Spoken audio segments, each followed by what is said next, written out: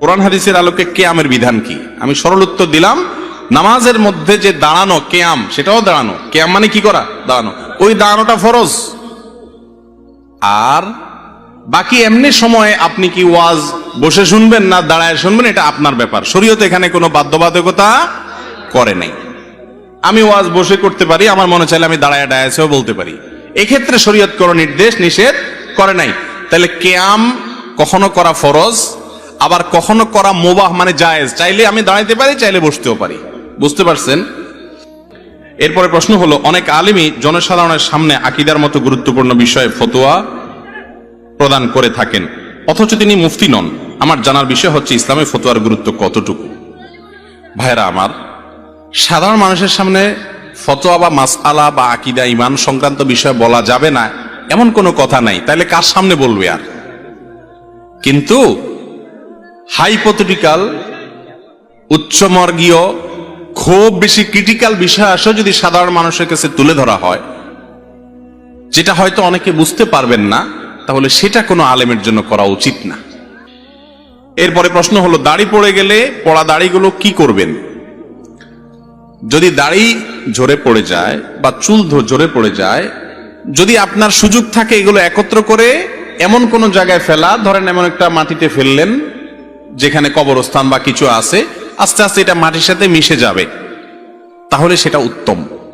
এমন কোন জায়গায় ইচ্ছাকৃতভাবে মানুষের শরীরের কোনো অংশ, যে আমরা নখ কাটি, গোপ কাটি, এগুলো এমন কোন জায়গায় ফেলা উচিত না, অনুত্তম। যেখানে ফেললে অসম্মান হবে, ধরেন ময়লার মধ্যে ফেলে দিলেন, টয়লেটের প্যানের মধ্যে ফেলে দিলেন, ময়লার সাথে চলে গেল। এটা আল্লাহ তাআলা মানুষের শরীরকে সম্মানিত করেছেন।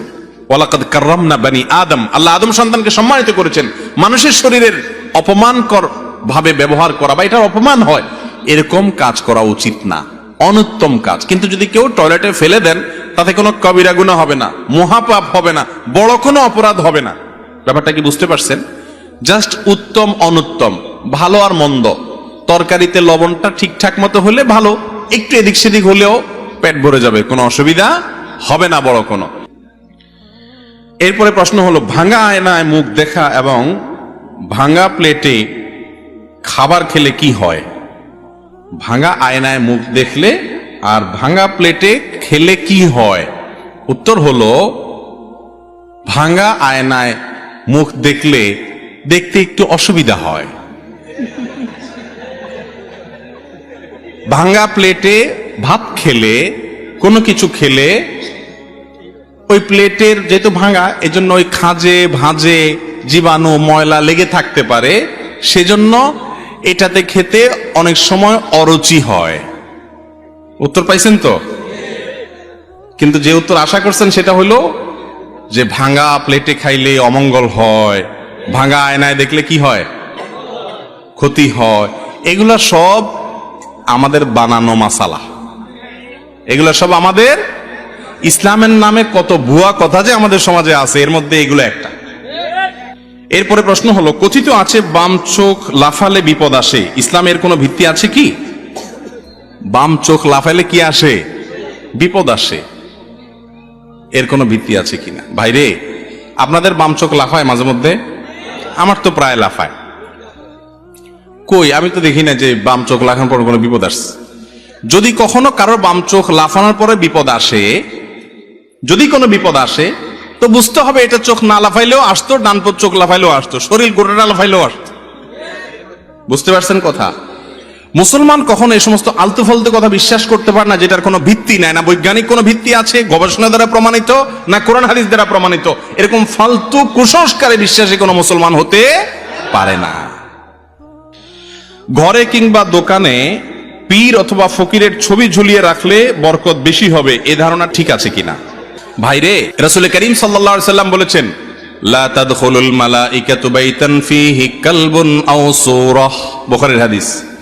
ওই ঘরে রহমতের ফেরেশতা আল্লাহর রহমত নিয়ে আসবেই না যেখানে কুকুর থাকে অথবা ছবি টাঙানো থাকে।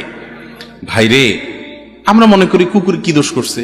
কিছু দোষ করে না। কুকুরকে আপনি পাহারাদারের কাজের লালন পালন করতে পারেন, বাড়ি বা এলাকা পাহারাদারি করলো, তাকে খাবার দাবার দিলেন, সবই ঠিক আছে। কিন্তু আপনার ঘরে ঢোকাতে নিষেধ করেছেন রাসূল আকরাম সাল্লাল্লাহু আলাইহি ওয়াসাল্লাম। ছবি যেখানে টাঙানো গুনাহের কথা, হারাম, সেখানে পীর সাহেবের বা ফকির সাহেবের যদি ছবি টাঙান, তাহলে গাড়ের উপরে মায়ের দুইটা বেশি হওয়ার কথা।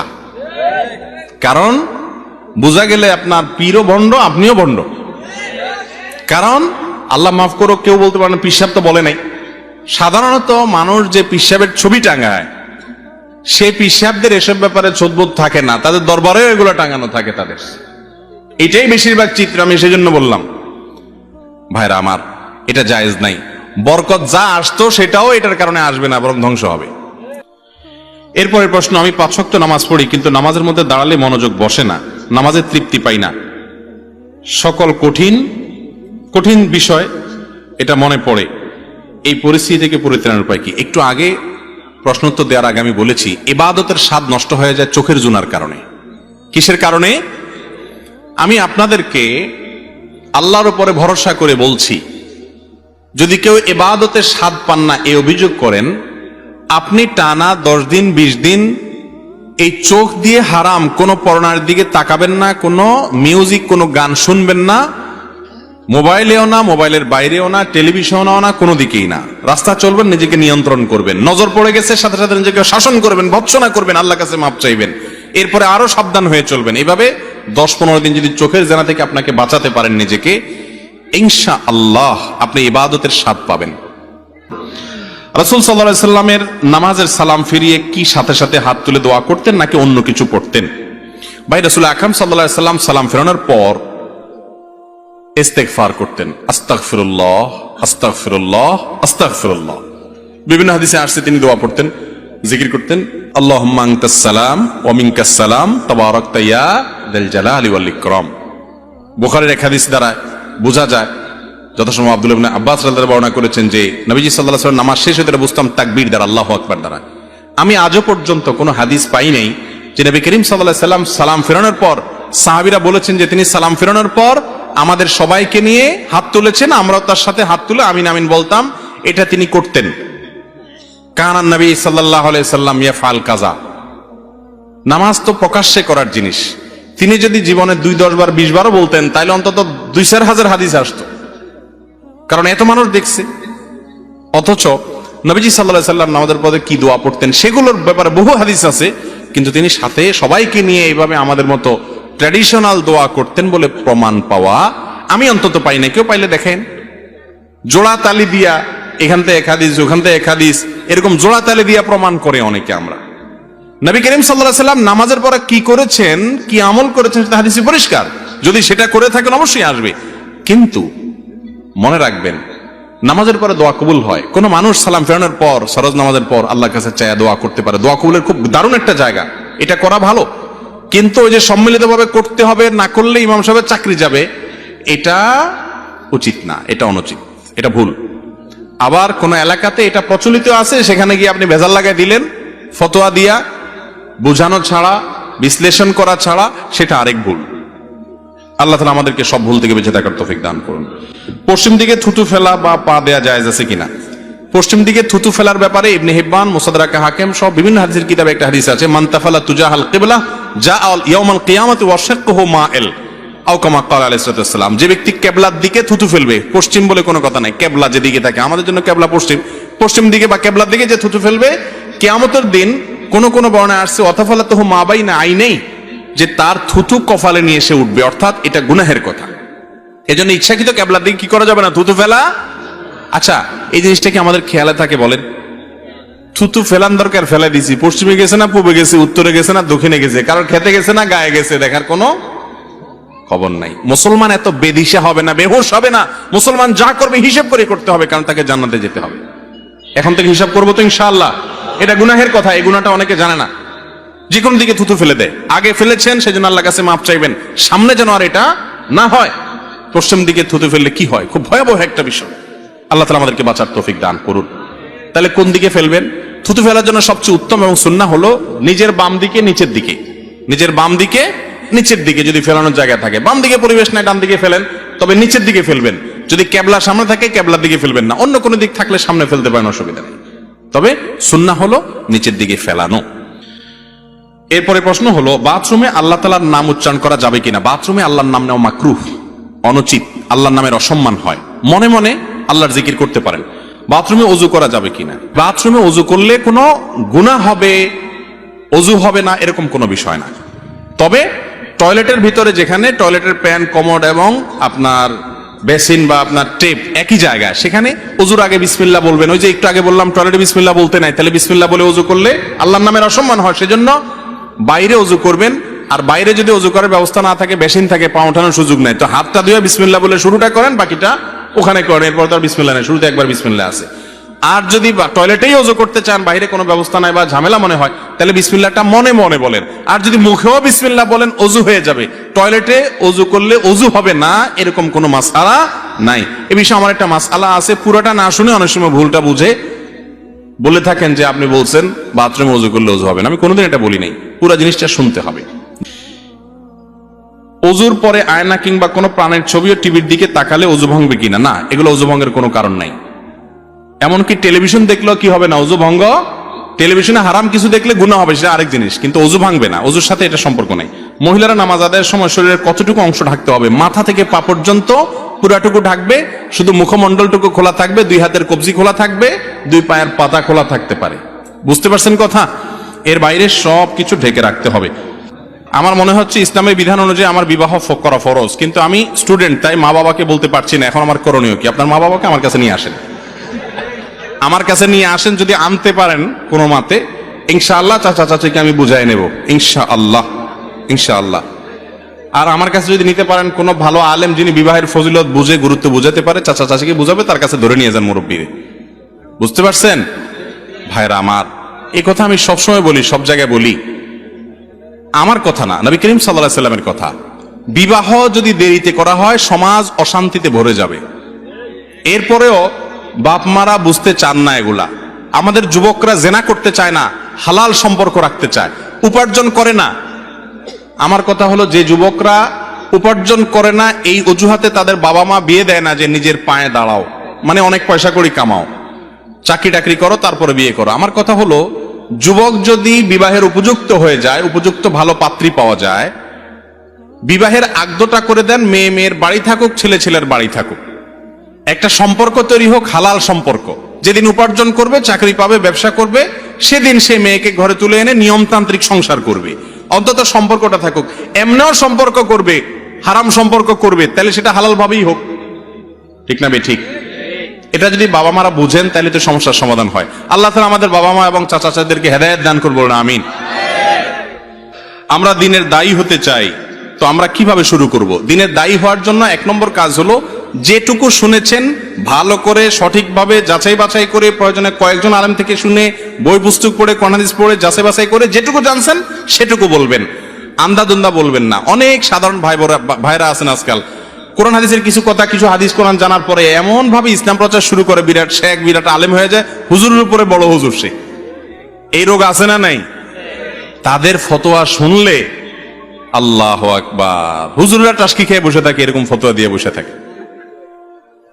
তো যুবক ভাইয়েরা বা আমাদের সাধারণ মুসলমান ভাইয়েরা, আপনারাও ইসলাম প্রচার করবেন। নবীজি বলেছেন, বাল্লিগু আন্নি ওয়ালাউ আয়া, একটা আয়াত হলে অন্যের কাছে পৌঁছে দিবেন, কিন্তু যেটুকু জানবেন সেটুকু, মন গড়া না। আল্লাহ তাআলা আমাদেরকে বোঝার তৌফিক দান করুন। আমি নামাজ পড়ি এবং হস্তমৈথুনের ও বদভ্যাসে অভ্যস্ত। আমি চেষ্টা করি এমন এই জঘন্য পাপ থেকে নিজেকে বের করতে, কিন্তু যতবারই অপরাধ করি ততবার চেষ্টা করি এবং তওবা করি। শেখ দয়া করে বলবেন, আমি কি নিজেকে কিভাবে পাপ থেকে বিরত রাখতে পারবো? ভাই, এই বিষয়ে এর আগেও বারবার বিভিন্ন যুবকরা বলেছেন। আল্লাহি, আল্লাহর কসম, আমার খুব ভালো লাগে যখন আমার যুবক ভাইরা এই সমস্ত প্রশ্ন করেন, যে প্রশ্নের মাধ্যমে তিনি ভালো পথে আসার জন্য ছটফট করতে থাকেন। শয়তানের সাথে পারেন না, ইবলিস তাকে অন্যায়ের পথে, হারামের কাছে নিয়ে যায়, তিনি চান একটু আসার জন্য। আল্লাহ তাআলা আমার এই ভাইদেরকে সাহায্য করুন। আল্লাহ আমাদেরকে হারাম থেকে বের হয়ে আসার মতো ঈমানি শক্তি দান করুন। ভাইরা আমার, গুনাহ তো আমরা সবাই কম বেশ করি। কয়জন আছেন গুনাহ করার পর গুনাহ থেকে বাঁচার জন্য ছটফট করেন, তওবা করার জন্য? তো এই সমস্ত ভাইরা যারা তওবার জন্য ছটফট করেন, আমি তাদের ব্যাপারে সুধারণা রাখি, আমার আল্লাহ তাদেরকে তওবার তৌফিক দিবেন ইনশাআল্লাহ। যারা পাপ করার পর, অপরাধ করার পর কোনো সেন্স নাই, কোনো হিতাহিত, কোনো ভালো মন্দ ধারণা নাই, অপরাধ বোধ নাই, অপরাধের অদৃশ্য দাহন তার ভিতরে হয় না, এই ব্যক্তি অপরাধ থেকে ছুটে আসা অনেক কঠিন হয়। অপরাধ করতে করতে অপরাধের ব্যাপারটাতে এতটা বেপরোয়া হয়ে যায়, তার কাছে অপরাধ ডাইলবাত হয়ে যায়। এটা খুব ডেঞ্জারাস আলামত। তওবা নসিব হয় কম, চোখের পানি ফেলেন যে আল্লাহ পাপ তো করি করি, তোমার কাছে দিলটা নরমও হয় না। আল্লাহ আমাদেরকে গুনাহ থেকে সরে আসার তৌফিক দান করুন। হস্তমৈথুনের এই গুনাহের সাথে আমাদের অনেক ভাইয়েরা জড়িত, অনেক ভাইয়েরা জড়িত। অনেক ভালো কাজ আছে কিন্তু এখান থেকে বাঁচতে পারে না। ভাই, এক নম্বর কথা হলো মোবাইল থেকে সমস্ত খারাপ জিনিস ফরম্যাট করে ডিলিট করে দেন। যদি সৎসাহস না থাকে বা মনে হয় যে আবার মোবাইলে সেটা চলে আসবে, মোবাইলটা বিক্রি করে একটা বাটনওয়ালা মোবাইল নেন যেখানে কিছু থাকবে না। একটু কঠিন হবে কিন্তু হিম্মত করে আল্লাহর জন্য ত্যাগ করেন না। একটু ত্যাগ করলে, প্রিয় মানুষের জন্য ত্যাগ করলে ভালো লাগে, আল্লাহর জন্য ত্যাগ করলে আপনার ভালো লাগে কাজ করবে। এর পাশাপাশি নির্জনতা অবলম্বন করবেন না। হস্তমৈথুন যারা এই বদভ্যাসে অভ্যস্ত হয়, নির্জন কক্ষে থাকলে তখন এই বদভ্যাসে অভ্যস্ত হয়। নির্জন থাকবেন না, বন্ধু বান্ধব, মুরব্বী এবং বাপ মা ভাই বোন সবার মধ্যে থাকবেন। একাকিত্ব অবলম্বন করবেন না, কারণ একাকিত্ব হলে শয়তান এটা করা। বেশি না, 2-4 মাস যদি একটু কষ্ট করে স্ট্রাগল করে মোবাইল টোবাইল ফেসবুক ইউটিউব এগুলো থেকে সরে থাকতে পারেন, হারাম সম্পর্ক থেকে দূরে থাকতে পারেন। খারাপ জিনিস দেখলে মানুষ হস্তমৈথুনের দিকে বেশি যায়। যুবকরা খারাপ জিনিস যেন দেখতে না পারেন সে রাস্তা বন্ধ করে ফেলেন। বেশি না, 1 মাস এক্সারসাইজ করেন, ইনশাআল্লাহ বদভ্যাস দূর হয়ে যাবে। আর আল্লাহর কাছে দোয়াও করবেন, চোখের পানি ফেলবেন, মালিক আমি সরে আসতে চাই, তুমি সাহায্য করো। আল্লাহ তাআলা আমাদেরকে সেরকম হিম্মত এবং শক্তিশালী দান করেন। মানি রুকু থেকে দাঁড়িয়ে 2 সেজদার মাঝখানে এবং রুকু সেজদা দেরি না করলে নামাজ হবে কিনা? সেজদার মাঝখানে এবং এই সময়গুলোতে যদি কেউ সোজা হয়ে না দাঁড়ায় নামাজ হবে না, নামাজ হবেই না। অনেকে আছে রুকু থেকে এইভাবে একটু সোজা হয়ে আবার সাথে সাথে সেজদায় চলে যায়, সেজদা থেকে সোজা উঠতে না বসতে না বসতে আবার সেজদায় চলে যায়। নামাজ হবে না, সাফ কথা, আমার কথা না, সারা বিশ্বের সমস্ত আলেমদের মত এটা। কথা কি বুঝতে পারছেন? এত ডেঞ্জারাস বিষয়। তুফান মেল যারা নামাজ পড়েন তারা ভালো করে শুনে রাখেন। এক ব্যক্তি এরকম নামাজ পড়ছে, নবীজি ডাকছেন, ডেকে বলছে আবার নামাজ পড়ো। কয়েকবার পড়াইছে, উনি যাই এরকম তাড়াতাড়ি করে পড়েন, উনি বুঝেন না। তখন নবীজিকে তিনি বললেন, ইয়া রাসূলুল্লাহ আমি তো ইচ্ছে ভালো পারি না। তখন তিনি বললেন রুকু থেকে উঠে সোজা টান টান হয়ে দাঁড়াবা, এরপর একটু অপেক্ষা করে তারপর সেজদা যাবা। সেজদা থেকে উঠে সেজদা গিয়ে একটু অপেক্ষা করবা, সেজদার তাসবিহ পড়ার পর উঠে সোজা হয়ে বসে টান টান হয়ে সোজা হয়ে একটু অপেক্ষা করবা, তারপর সেজদা যাবা। আর যদি উঠে সাথে সাথে চলে যাও, কোনো অপেক্ষা না করে, নামাজ হবে না। কথা কি বুঝতে পারছেন? খুব ডেঞ্জারাস বিষয়। কথা কি বুঝতে পারছেন? খুব ডেঞ্জারাস বিষয়। মসজিদের মাইকে হারানো জিনিসে কথা বলা যাবে কিনা? যাবে না, এটা জঘন্য গুনাহের কথা। অনেক মসজিদে এটা হয়। মসজিদের মাইকে কোনো হারানো জিনিসের ঘোষণা দেওয়া যাবে। জাতীয় কোনো ইস্যু, গোটা সমাজের কোনো ইস্যু, মানুষ কোনো বিপদের মুখে পড়ছে, মানুষকে বিপদের হাত থেকে বাঁচানোর জন্য মাইক থেকে আপনি সতর্ক করেছেন, সেটা ভিন্ন জিনিস, সেটা জায়েজ আছে। কিন্তু হারানো জিনিসের ঘোষণা মসজিদ থেকে দেওয়া যায় না। নবীজি সাল্লাল্লাহু আলাইহি সাল্লাম বলেছেন, কেউ যদি মসজিদে কোনো হারানো জিনিসের ঘোষণা দেয়, তোমরা তার জন্য বদদোয়া করবে, আল্লাহ তোমার জিনিসটা ফেরত না দেখ। যারা মসজিদের মাইকে গায়ের জোরে এসব ঘোষণা দিবে, আপনারা যার যার বাসা বাড়ি থেকে সবাই মিলে বদদোয়া করবেন যে তোমার জিনিসটা না পাও তুমি। এরপরে প্রশ্ন হলো, কোন গুনার জন্য যদি আমি তওবা করি এবং সেই গুনার কাজ যদি আমি পুনরায় করে ফেলি, তাহলে আমি কি করব? গুনাহের কাজ থেকে তওবা করার পর যদি আবার তওবা ভেঙে যায়, আবার তওবা করবেন। এভাবে করতে করতে চলতে হবে। আরে ইয়ে কুস্তি তো হয় অমর ভর কি, কবি ও দবালে কবি তু দবালে। শয়তানের সাথে লড়াই তো মরণ পর্যন্ত হবে।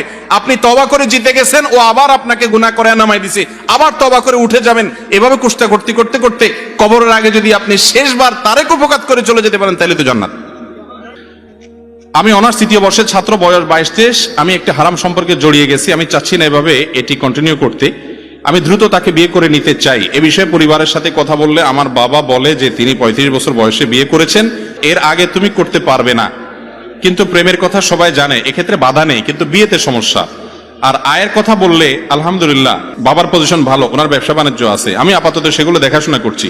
আর তাছাড়া পড়াশোনা করা ছেলে, আমি গ্রাজুয়েশন কমপ্লিট করে ভালো চাকরি করতে পারবো ইনশাল্লাহ। এক্ষেত্রে আমার করণীয় কি? আল্লাহ তাআলা হেদায়েত দান করুক। বাপ বলে 35 বছর বিয়ে করছে, এটা তো মিলে না কথা। আগের যুগের মুরব্বীরা কি এত দেরিতে বিয়ে করতো? খুব কম, খুব কম। আমি তো জানি আগের যুগে এত দেরিতে বিয়ে হতো না।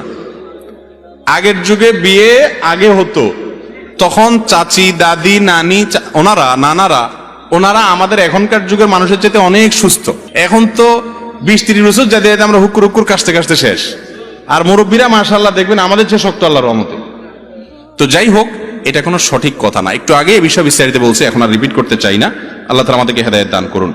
মহিলাদের শরীরের মাপ নিয়ে কাপড় সেলাই করা যাবে কিনা? যারা টেইলার্স আছেন ভাই, মহিলাদের কাপড়ের ব্যাপারে মনে রাখবেন, কাপড় তাদের রেডিমেড বাসা থেকে কোনো কাপড় আনলে সেটার মাপ নিয়ে কাপড় বানাবেন, তাদের শরীর থেকে সরাসরি টাচ করে মাপ নিবেন না। যদি নিতে হয় হয় কোনো মহিলাকে ব্যবহার করবেন, আর না হলে যাতে করে পর্দার খেলাপ কোনোভাবে না হয় টাচ করে আপনি কাপড়ে মাপ নিবেন না। এ ব্যাপারে মা বোন যারা আছেন, আপনারা যারা তাদের অভিভাবক পুরুষরা আছেন, আপনাদের আত্মসম্মান বোধ থাকা উচিত। আপনার স্ত্রী কাপড়ে মাপ দিতে যাবে, ওই টেইলার্স বেটা তার শরীরে যখন হাত দিয়ে মাপ নিতে যাবে তার মনে বাজে চিন্তা আসবে, ওনাকে নিয়ে উনি জেনা করবে মনে মনে।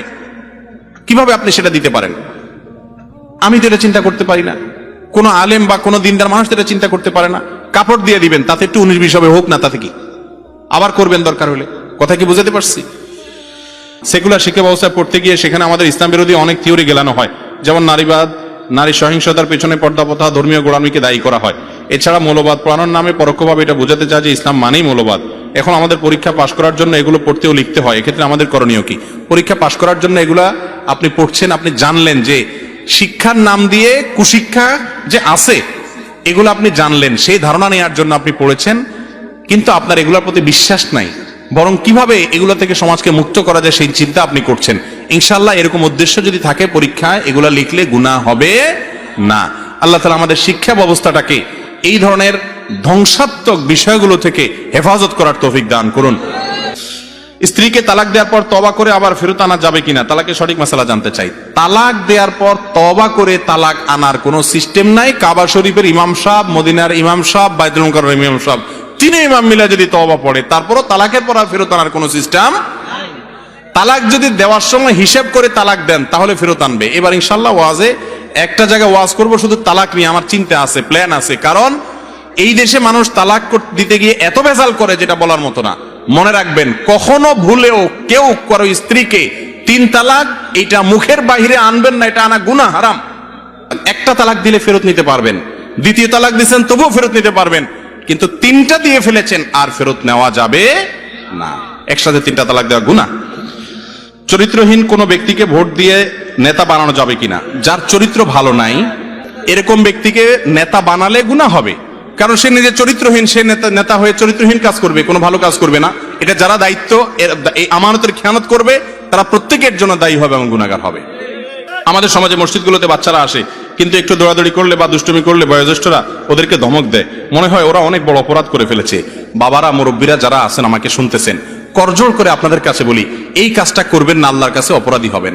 বাচ্চারা মসজিদে এসে যদি দুষ্টামিও করে নিজে নিজে হজম করবেন। বেশি দুষ্টামি করতেছে, বাচ্চার বাপকে ডেকে এনে আলাদা বুঝাই দিবেন যে বাচ্চারা তুমি কন্ট্রোল করো। বাচ্চাকে ধমক দিবেন না, কারণ বাচ্চা মসজিদ থেকে ধমক খাইতে খাইতে মনে করবে যে সমাজের সবচেয়ে খারাপ লোকগুলো মসজিদেই থাকে, ও মসজিদে আর আসবে না। আজকের বাচ্চা আগামীর মুসল্লি, সে কি বুড়া হয়ে মসজিদে আসবে নাকি? ছোটবেলা থেকে মসজিদে না আসলে, নবীজি সাল্লাল্লাহু আলাইহি সাল্লাম সিজদা গেছেন, তার কাঁধের উপরে তার নাতি উঠে বলেছেন রাদিয়াল্লাহু তাআলা আনহু, নবীজি সাল্লাল্লাহু আলাইহি সাল্লাম অপেক্ষা করেছেন, নাতির শখ মিটে গেছে, ঘোড়ার উপরে বসা, এরপরে নিচে নামছে, তারপর নবীজি সাল্লাল্লাহু আলাইহি সাল্লাম মাথা উঠাইছেন। হাদিসে এটা পাওয়া যায় না।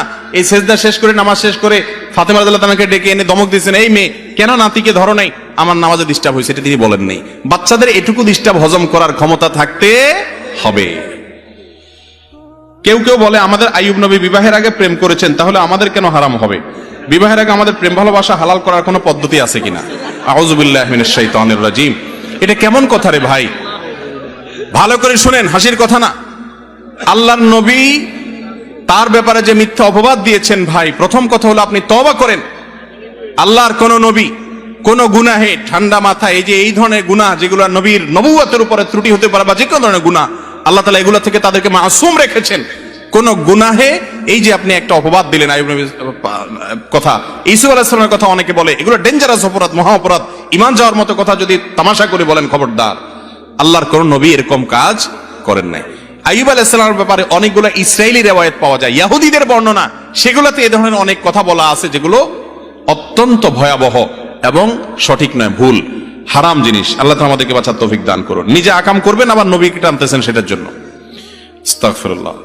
বাংলাদেশে উম্মতের ঐক্যের জন্য সাধারণ মুসল্লিরা কি ভূমিকা পালন করতে পারে আর আলেম সমাজ কি ভূমিকা পালন করতে পারে? এটা তো 2 ঘন্টার ওয়াজ, সময় নাই। শুধু এটুকু বলি, আপনারা সাধারণ মানুষ হুজুরদের মধ্যে লাগালাগি করবেন না, মেহেরবানি করে। ক্যামেরাওয়ালা ভাইরা আল্লাহর ওয়াস্তে গুতাগুতি লাগাবেন না, খোঁচাখুচি করবেন না।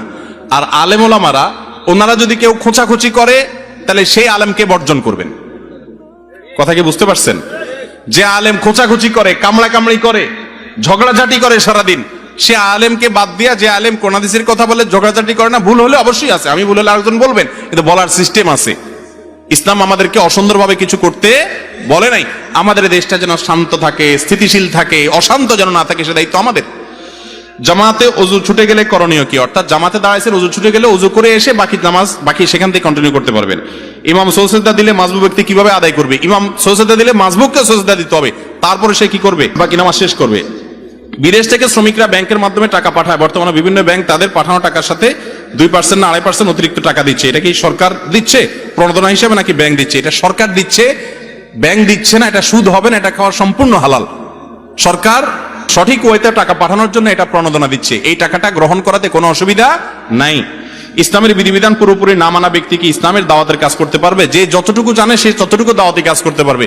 পুরোপুরি ইসলামের বিধান কেউ মানতে পারে না, আমরা চেষ্টা করি সবাই, অতএব দাওয়াতি কাজ করতে পারবে। যদি বলেন যে 100% মানতে হবে, তাহলে কেউ দাওয়াতি কাজ করতে পারবে না। পরিবারের বাবা চাচাদের মাঝে দ্বন্দ্ব, কিভাবে সবাই মিলেমিশে থাকতে পারি? বাবা চাচাদের দ্বন্দ্বে সন্তানরা জড়াবেন না।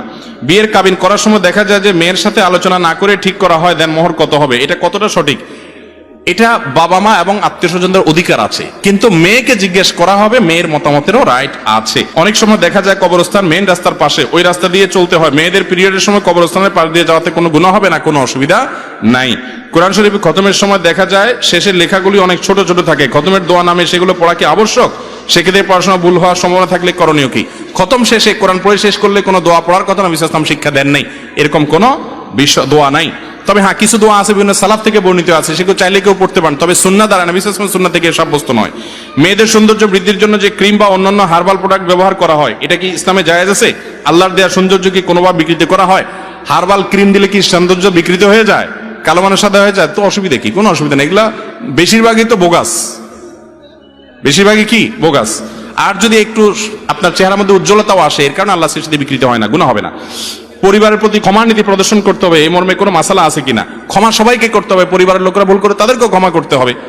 ফেসবুকে বিখ্যাত কোনো মৃত ব্যক্তি যেমন নিউটন, তার ছবি এবং নাম কোনো প্রকার অসম্মান প্রদর্শন না করে প্রোফাইল পিকচার এবং প্রোফাইল নেম ব্যবহার করা যাবে কিনা? কোনো অমুসলিম বা কোনো কাফিরের নাম আপনি প্রোফাইল পিকচার কেন ব্যবহার করবেন? এটা তার প্রতি অতিরিক্ত দুর্বলতার প্রমাণ। সুদের মাধ্যমে গঠিত দেহের ইবাদত আল্লাহ তাআলা কবুল করেন না, এমন বাবা মার সাথে জড়িত থাকে, তাহলে তাদের সাথে সন্তানের ইবাদত কি কবুল হবে কিনা? সন্তান যদি ছোট হয় তারটা মাপ, যদি বড় হয় তাহলে নিজে উপার্জন করে চলবে, শুধু হারামের উপরে চলবে না। বাবার যদি মুসরি উপার্জন হয় সেটা খেতে পারবে, হালাল আছে হারাম আছে এরকম হলে। মহিলারা টাকনুর উপরে কাপড় পরিধান করে, সেক্ষেত্রে অভিভাবকদের করণীয় কি? তাদেরকে বুঝাবে যে বাহিরে পরপুরুষের সামনে গেলে টাকনুর নিচে পড়বে, বাসায় পড়তে পারে টাকনুর উপর, অসুবিধা নেই। দাওয়াত করে নিয়ে খাওয়ালো, তারপর সামনে টেবিল পেতে টাকা আদায় করলো, এটা কি জায়েজ আছে কিনা?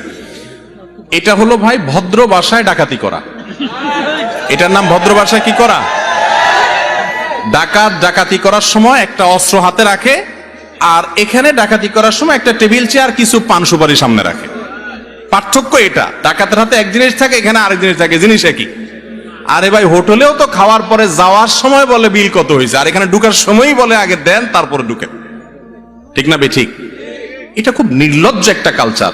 যুবকরা যারা বিয়ে করেন নাই, আপনারা প্রতিজ্ঞা করেন আমাদের বিয়েতে এই সমস্ত এই ভিক্ষার টেবিল নিয়ে বসতে দেব না। ভাই, আপনার যদি সামর্থ্য না থাকে, আপনি শুধু ডাইল ভাত দিয়ে খাওয়ান, শুধু গোশ ভাত খাওয়ান, আপনি 4 পদ করবেন, এরপরে পাবলিক থেকে চাঁদা আদায় করবেন। আপনারা খাওয়াইতে বলছে কি? আপনার সামর্থ্য নেই, আপনি খাওয়ায়েন না, কিন্তু খাওয়াইবেন আবার চাঁদা দিবেন। বিয়ের দাওয়াত, আকিকার দাওয়াত পাইলে আজকাল মানুষ খুব মনে কষ্ট পায়। কেন? কারণ ফ্যামিলির 4 জন মিলে 4 পাশা 20, 2000 টাকা হয়তো খাবে বড় জোর, কিন্তু দিতে হবে 5000 টাকা, তাহলে 3000 লস। এটা উচিত না ভাই। এই নির্লজ্জতা দুনিয়ার কোন দেশে আছে কি জানি না, আমাদের দেশে আছে। যুবকরা এই সমাজের ত্রুটি ভাঙতে হবে। আমরা শুরু করবো তো ইনশাআল্লাহ। বিয়ের কার্ডে লেখা দিবেন, বিবাহ একটি ইবাদত, সামাজিক অনুষ্ঠান, আমার জন্য দোয়া করবেন, বিবাহে এসে দাওয়াত খেয়ে যাবেন, অনুগ্রহ করে কোনো উপহার আনিবেন না, আনিলেও গ্রহণ করার ব্যবস্থা থাকিবে না, এটার ব্যবস্থা করবেন। মুরব্বীরা হয়তো অনেক সময় বলবে এটা কি করো তুমি, কিন্তু বিনয়ের সাথে ঝগড়াঝাটি না করে তাদেরকে বোঝাতে হবে। আল্লাহ আমাদের তৌফিক দান করুন। বেনামাজের সাথে বন্ধুত্ব রাখা যাবে কিনা? বেনামাজের সাথে বন্ধুত্ব রাখা যাবে তাদেরকে নামাজি বানানোর জন্য, কিন্তু বন্ধুত্ব রাখলে যদি আপনি খারাপ দিকে চলে যাওয়ার সময় থাকে তাহলে রাখবেন না। বেনামাজের হাতের তৈরি খাবার খাওয়া যাবে কিনা? যাবে। হাতের তৈরি তো অমুসলিমেরটাও খানা যাবে, হালাল হলে যারটাই হোক না কেন খাওয়া যাবে।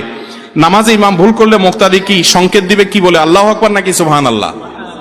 সুবহানাল্লাহ। কিন্তু আমাদের দেশে বেশিরভাগ মানুষ কি বলে?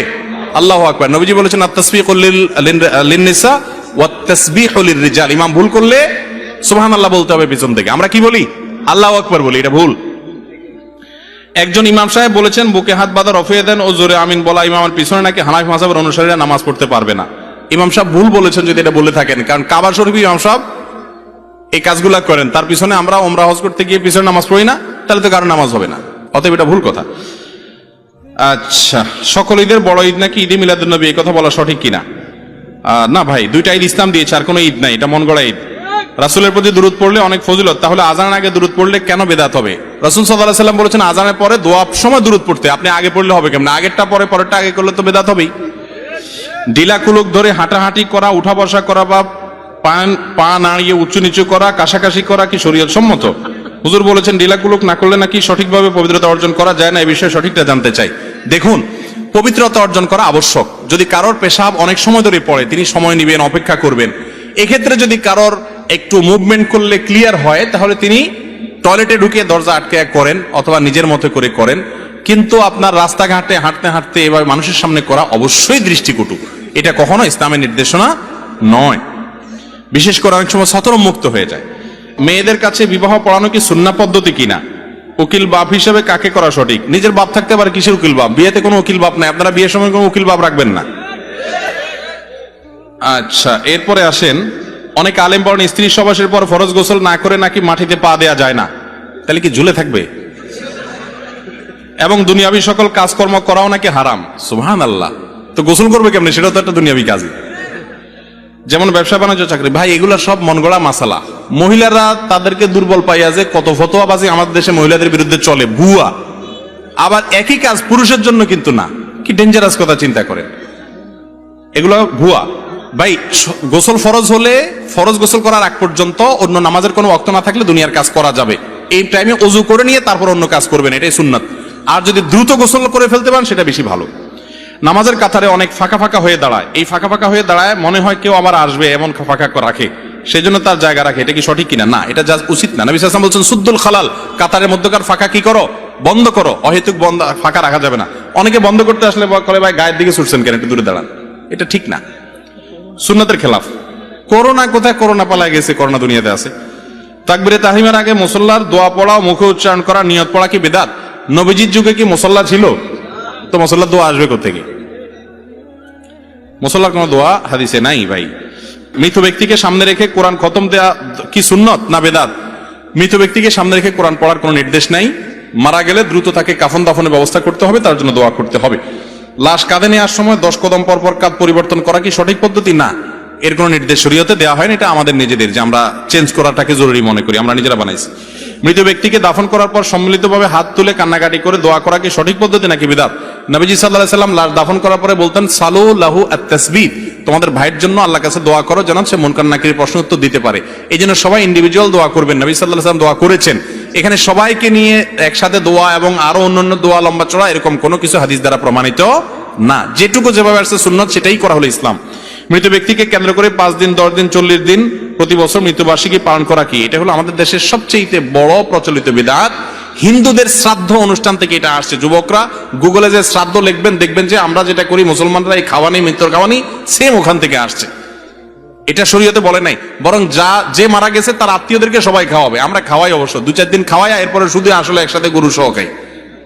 এটা উচিত না। আমার 2 দাদা আছে, তারা হাসরের ময়দানে সুপারিশের জন্য মুরিদ হয়েছে, তাদের উদ্দেশ্যে কিছু বলেন। ভাই এটা তো বলছি যে পীর সাহেব আপনার জন্য সুপারিশ করবেন, ওই পীর সাহেব নিজের ইয়ানফসি করতে করতে বেতাল থাকবে। কোত্থেকে পীর সাহেব সুপারিশ করবে? কিয়ামতের ময়দানে এই সমস্ত পীর সাহেবদের কাউকে খুঁজে পাওয়া যাবে না। মুসা আলাইহিস সালামের কাছে মানুষ যাবে, উনি বলবেন আরে আমি জানি না, নিজেকে নিয়ে পেরেশান আছি, তোমরা সামনে দেখো, মুহাম্মদকে দেখো। তারা যেহেতু নিজেরা করতে পারবেন না, কোথাকার কোন পীর সাহেব আল্লাহর কাছে যাবে? বহুত ভুয়া দালাল দুনিয়াতে পাওয়া যায়, গোড়া এদের কাউকে পাওয়া যায় না। এরকম কোন পীর যদি বলে করবে, তাহলে তার ভণ্ড হওয়ার সবচেয়ে বড় প্রমাণ এটা। ধরতে হবে কোরআন হাদিস, কোন ব্যক্তি না। ওই যে সোজা রাস্তা আসে না, এই জন্য এই সমস্ত বাঁকা রাস্তা যায়, মানুষ ধরে যেতে পার করে দেয়। আল্লাহর কাছে এই সমস্ত 2 নম্বরই চলে না। দুনিয়াতে দালাল দিয়া চলে, আখিরাতে আল্লাহর কাছে দালালে চলে না। দুনিয়ার নেতারা ডাইরেক্ট পাওয়া যায় না, দালাল দিয়া যাইতে হয়। আমার আল্লাহর কাছে ডাইরেক্ট কানেকশন, কোন দালালের খাওয়া নাই। মসজিদের ইমাম সাহেব, হুজুর কেরাত খুব খারাপ অবস্থা, বলতে গেলে একদম লাহানে জলি হয়। ইমাম সাহেবের কেরাতে যদি বড় ভুল হয় তাহলে সেই ইমামকে পরিবর্তন করা এলাকাবাসীর কর্তব্য। তার পিছনে জানা মানুষ নামাজ পড়লে তাদের নামাজ হবে না, প্রয়োজন আলাদা জামাত করতে হবে। কোন এলাকাতে এরকম থাকলে আলেমরা এলাকাবাসী মুরব্বীদেরকে বুঝাবেন। বেনামাজির জানাজা দেওয়া যাবে কিনা, এটাও বিরাট আলোচনা সাপেক্ষ বিষয়। যদি নামাজ কেউ জীবনে একবারও পড়ে নাই, নামাজকে তাচ্ছিল্য করতো, তাহলে তো সে ইসলাম দিয়ে খারিজ। কিন্তু নামাজ পড়ে নাই, অবহেলা করছে টরছে, কিন্তু নামাজের প্রতি গুরুত্ব সে বুঝতে বিশ্বাস করতো, এই ব্যক্তিকে আমরা কাফের মনে করি না, এটাই বিশুদ্ধ মত। অতএব তার জানাজা দিতে হবে এরকম অবস্থায়। আমরা কি মোহাম্মদ সাল্লাল্লাহু আলাইহি সাল্লামকে বিশ্বনবী ও দুজাহানের বাদশা বলতে পারি? হ্যাঁ, অবশ্যই। তিনি বিশ্বনবী তো, রহমতুল্লাহ আলামিন গোটা পৃথিবীর জন্য, দোনো জাহানের বাদশা। দুনিয়াতেও আল্লাহ তাআলা তাকে রাজত্ব দিয়েছেন, আখিরাতেও রাজত্ব করবেন। ঠিক আছে, তো দাড়ি রাখা কি ওয়াজিব? তাহলে কতটুকু রাখতে হবে? দাড়িকে নবী সাল্লাল্লাহু আলাইহি ওয়াসাল্লাম লম্বা করতে বলেছেন, লম্বা করাটাই কি সুন্নাত। খোঁচা খোঁচা দাড়ি এটা সুন্নাত নয়। হিজবুল্লাহ কারা? আমরা কিভাবে এই দলে অংশ নিব?